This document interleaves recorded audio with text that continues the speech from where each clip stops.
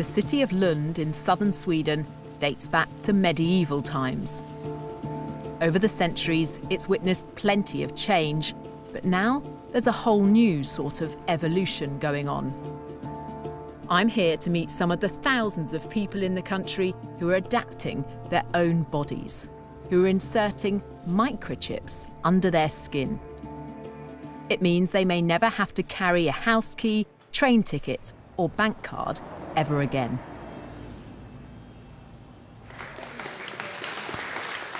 This is a microchipping party. Hannah's getting an electronic chip implanted into her hand.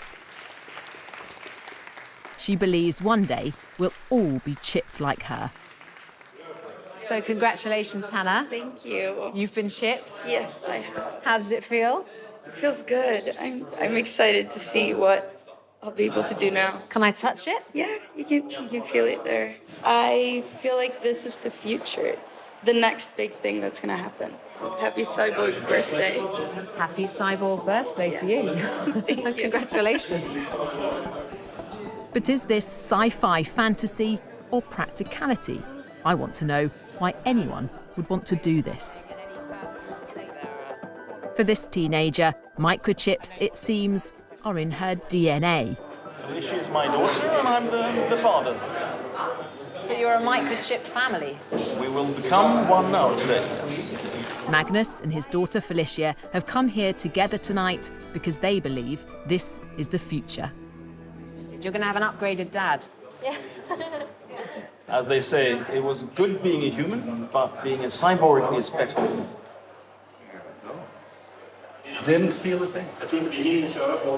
It's a quick, simple procedure with potentially huge significance. So you're officially part machine. How does it feel? This is awesome. How cool is that? Good job. Do you think in a few years' time, in a decade perhaps, we'll all have things like this? Yes, of course. I really do think. For around £130, anyone can get a tiny microchip like this inserted just beneath the skin in their hands.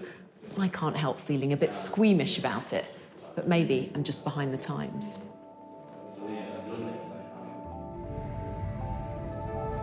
It's the morning after, and I'm about to catch up with Felicia and her dad Magnus as they get to grips with their new existence.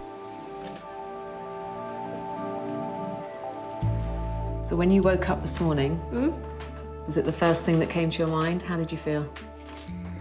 I felt a little bit strange because now I'm a cyborg and it feels pretty cool.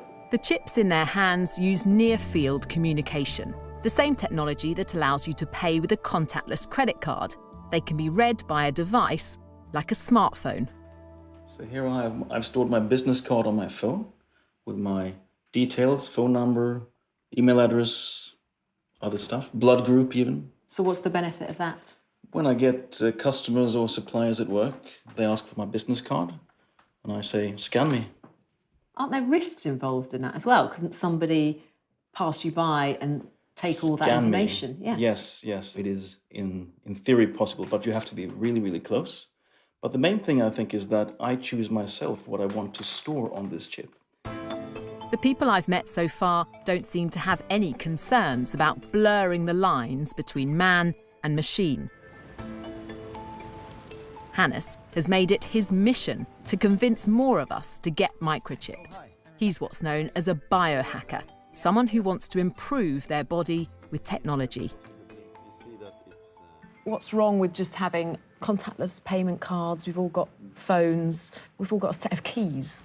What's the point? The point is to reduce the hassle of exactly these things. Isn't that just the ultimate laziness?